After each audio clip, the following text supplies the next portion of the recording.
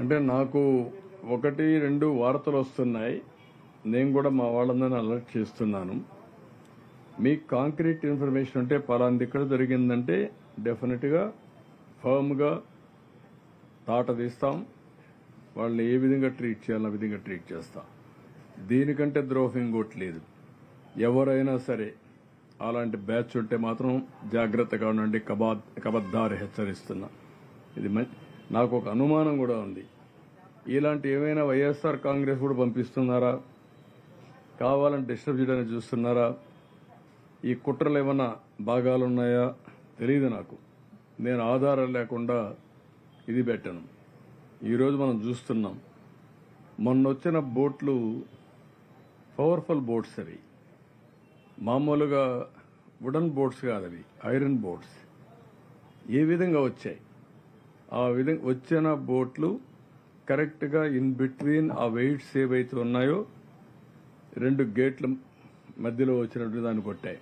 అది కొట్టింది కాబట్టి అక్కడ కుంగిపోయింది. ఆ పవర్ఫుల్ కాలం కుంగిపోయింది. అదే కానీ కాలమును కానీ కొట్టుంటే చాలా ప్రాజెక్టు కుంగిపోయే అవకాశం కూడా ఉంది. చెప్పలేం. చాలా పవర్ఫుల్గా ఫ్లో వస్తుంది వాటర్. ఆ వాటర్లో ఏది వచ్చినా మిగిలే పరిస్థితి ఉండదు. అలాంటిది బోట్లు వచ్చి కొట్టడంతో నేను చూశాను క్లియర్గా ఆ సపోర్టింగ్ కాలం ఏదైతే తీసుకొస్తారో అది ఇరిగిపోయింది. దాన్నే ఇప్పుడు తీసాను కౌంటర్ వెయిట్ మొత్తం ఇరిగిపోయే పరిస్థితికి వచ్చింది. ఇది ఏంటో నాకే అర్థం కాదు. చిత్ర విచిత్రాలు ఎక్కడి నుంచి వచ్చాయి, ఇవి ఎందుకు వచ్చాయి?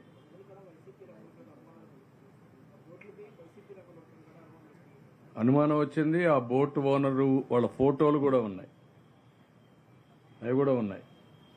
ఈ అనుమానాలన్నీ ఏ విధంగా మనం వీళ్ళు ఫస్ట్ డే నుంచి చూస్తున్నాం.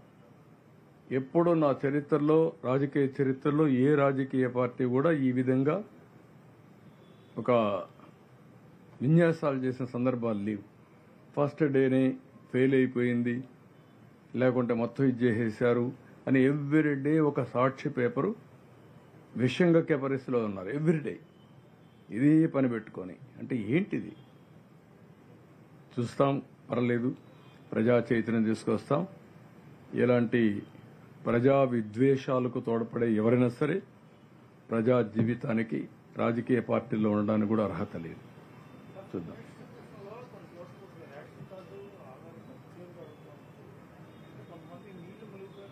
ఆధార్ అడగడం లేదు, ఫింగర్ ప్రింట్ ఇచ్చినా చాలు.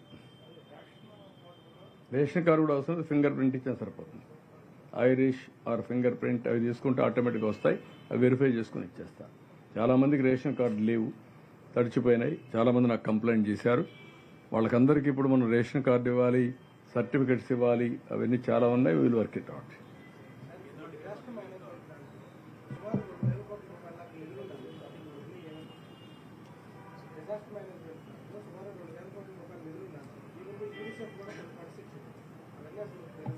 అట్లనే ఉంటాయి. అంటే ఖర్చు పెట్టకుండా అన్ని డైవర్ట్ చేసేసుకున్నారు, ఖర్చు పెట్టేశారు. ఆ అకౌంట్లో డబ్బులు లేవు, పుస్తకాల్లో డబ్బులు ఉన్నాయి. మొత్తం కూడా ఏ అకౌంట్లో కూడా ఊట్ చేశారు.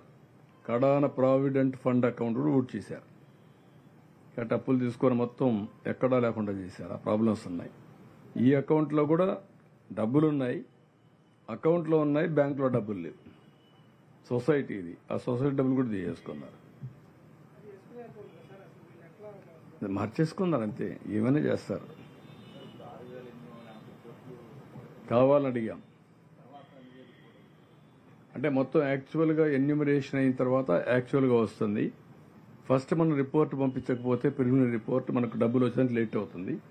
We are requesting. నిన్న కూడా కావాలని కొంతమంది వక్రీకరించారు.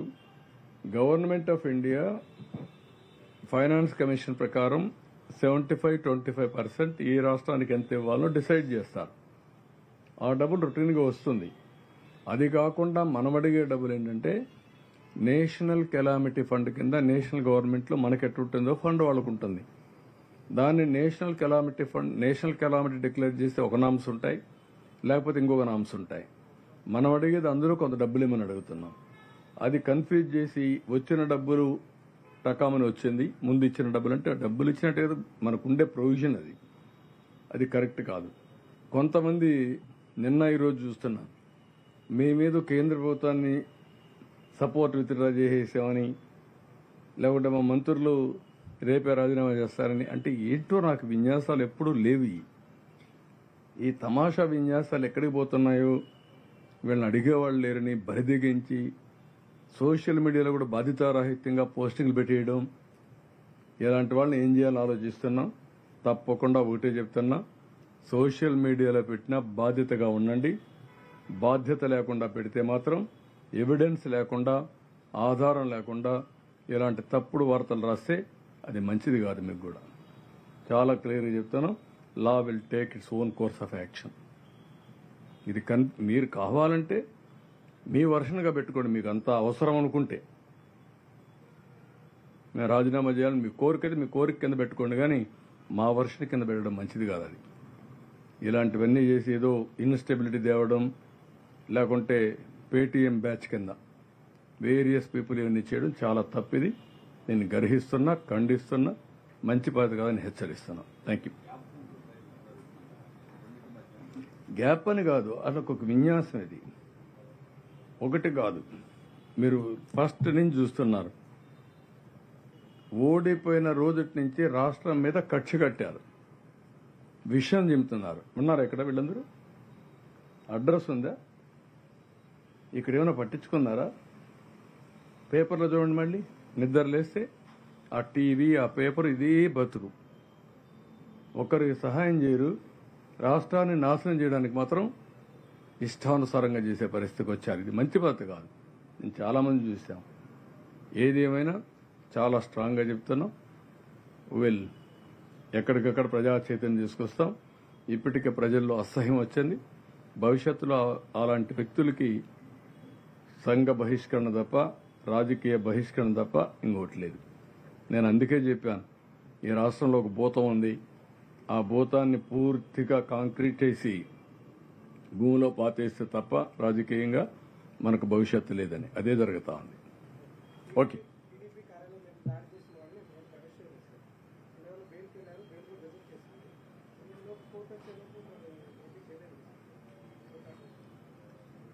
అంటే మనకు చాలా పనులు ఉన్నాయి, వాళ్ళ పనులు వాళ్ళు చేస్తున్నారు. చట్ట ప్రకారం అది పని జరగాలి. చట్టం దాని పని చేసుకొని పోవాల్సిన అవసరం ఉంది.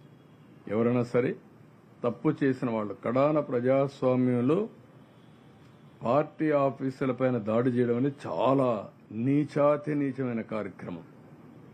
నా రాజకీయ జీవితంలో ఇలాంటి ఊహించలేదు. కడాన ఒక మనిషి ఉన్నటువంటి పార్టీ ఓంకార్ పార్టీ ఉండేది.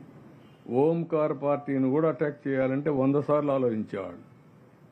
అది పబ్లిక్ సెంటిమెంట్. ఇది అలాంటి ఒక ఇన్నేండ్ల అపోజిషన్ పార్టీ, ఇప్పుడు ప్రస్తుతం రూలింగ్ పార్టీ, రాష్ట్రంలోనే ఎక్కువ సమయం అధికారంలో ఉన్న పార్టీ, ఆ పార్టీ ఆఫీస్ పైన దాడి చేసి తిరిగి ఆ ఆఫీస్ మీదనే కేసులు పెట్టడం.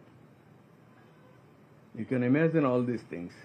ఇంకా దాన్ని జస్టిఫై చేయడం, ఇంకా బెదిరించడం, ఇది మంచిది కాదు. Thank you.